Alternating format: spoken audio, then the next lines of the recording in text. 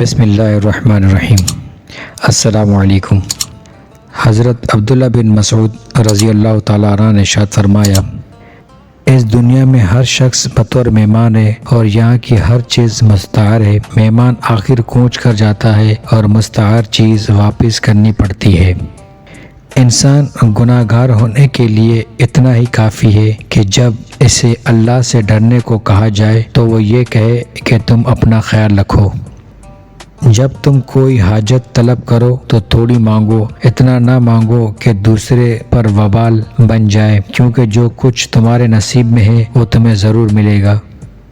خوف الہی کے لیے علم اور تکبر اور غرور کے لیے جہالت کافی ہے۔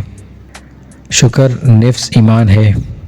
نماز ایک پیمانہ ہے، جس نے اسے پورا کر دیا وہ کامیاب ہوا، اور جس نے اس میں کوئی کمی کی اس کے لیے عذاب ہے۔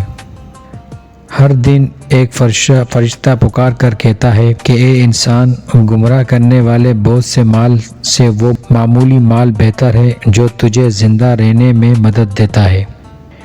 جب کوئی تیرا دوست ہو تو اس کی محبت کا اندازہ اس سے نہ پوچھ بلکہ اپنے دل سے پوچھ، کیونکہ جو تیرے دل میں ہوگا ویسا ہی اس کے دل میں ہوگا۔ اللہ تعالیٰ کی ملاقات کے بغیر مومن کے لیے راحت نہیں ہے۔ جس کی راحت اللہ تعالیٰ سے ملاقات میں ہے وہ مومن ہے۔ جو بندہ دنیا میں اللہ سے محبت رکھتا ہے، قیامت میں اللہ تعالیٰ اس سے محبت کریں گے۔ اللہ تعالیٰ دنیا میں جس بندے کی پردہ پوشی فرماتے ہیں، قیامت کے دن بھی اس کی پردہ پوشی فرمائیں گے۔ ہم اللہ کے رب ہونے پر اور اسلام کے دین ہونے پر راضی ہیں۔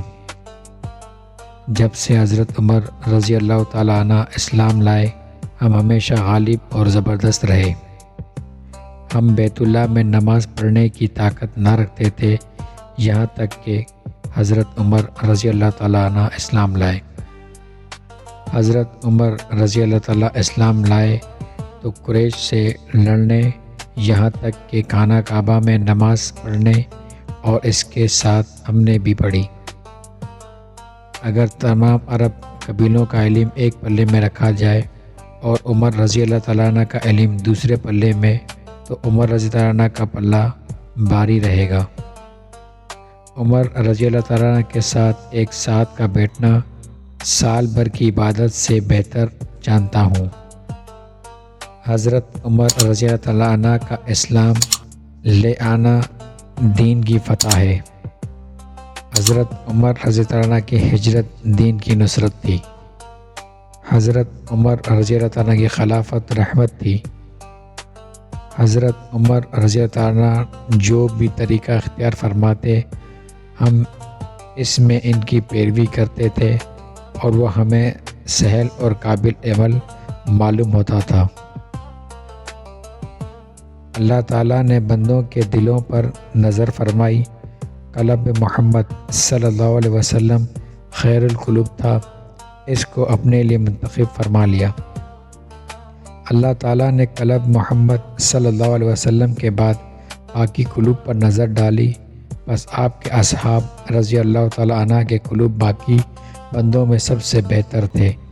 ان کو اپنے محبوب صلی اللہ علیہ وسلم کے لیے وزراء بنا دیا۔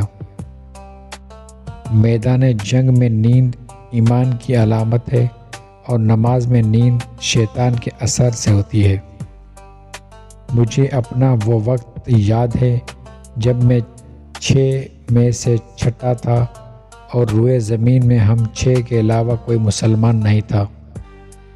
حامل قرآن کو چاہیے کہ وہ اپنی رات کو پہچانے جب لوگ سوئے ہوئے ہوں، اور دن کو پہچانے جب لوگ کھا پی رہے ہوں۔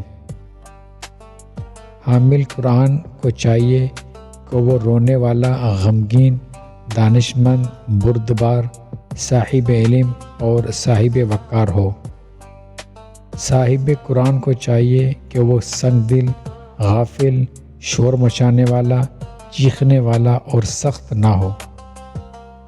میں اس بات کو ناپسند کرتا ہوں کہ کسی آدمی کو بیکار دیکھوں۔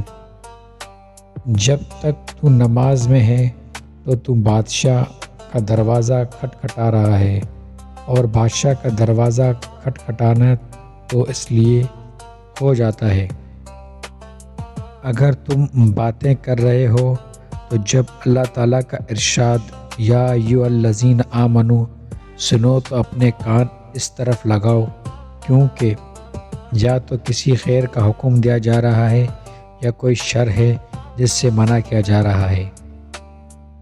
بے شک قرآن کریم اللہ تعالیٰ کی طرف سے ادب سکھانے والا ہے۔ خیر سے خالی ہے وہ جس میں کتاب اللہ کا کچھ حصہ بھی نہ ہو۔ جس گھر میں کتاب اللہ کا کچھ حصہ بھی نہ ہو وہ اس ویران گھر کی طرح ہے جسے کوئی آباد کرنے والا نہ ہو۔ شیطان اس گھر سے نکل جاتا ہے جس میں سورۃ بقرہ کی آواز سن لے۔ دل تو خالی برتن ہے، انہیں قرآن کریم سے مصروف رکھو اور کسی غیر سے مشغول نہ رکھو۔ علم کثرت روایت سے نہیں آتا بلکہ علم تو خشیت سے آتا ہے۔ علم سیکھو، جب علم سیکھ لو تو اس پر عمل کرو۔ جو آدمی علم حاصل نہیں کرتا اس کے لیے ایک ہلاکت ہے۔ جو آدمی علم کے بعد عمل نہیں کرتا اس کے لیے 7 ہلاکتیں ہیں۔ دنیا پہاڑ کی ہموار چوٹی کی طرح ہے کہ اس سے خاص پانی بہتا جاتا ہے اور گدھا باقی رہتا ہے۔ وہ ناپسندیدہ چیزیں کتنی اچھی ہیں، ایک موت دوسرا فقرہ۔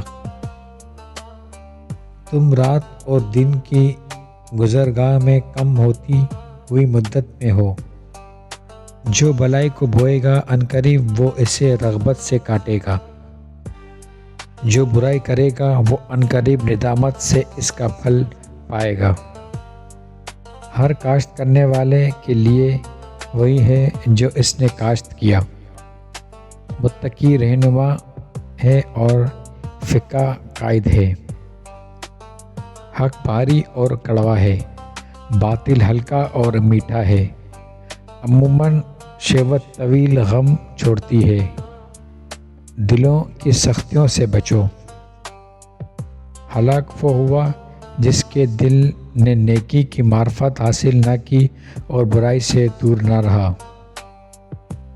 سالے لوگ آگے جا رہے ہیں اور شک والے رہ گئے، جو نیکی کو نہیں جانتے اور برائی کو برائی نہیں سمجھتے۔ اپنی زبان کو روک کر رکھو، اپنے گناہوں کو یاد کر کے رویا کرو۔ صحابہ رضی اللہ تعالیٰ عنہ دنیا سے بہت پرہیز کرنے والے اور آخرت کا بہت زیادہ شوق رکھنے والے تھے۔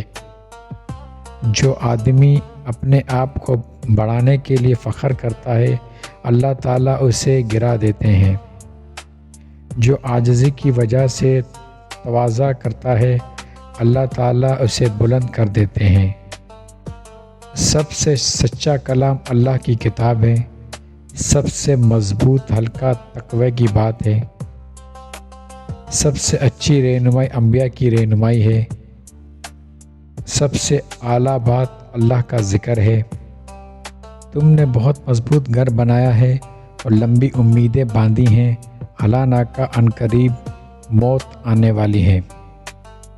پیارے دوستوں، یہ تھی حضرت عبداللہ بن مسعود رضی اللہ تعالیٰ عنہ کے اقوال۔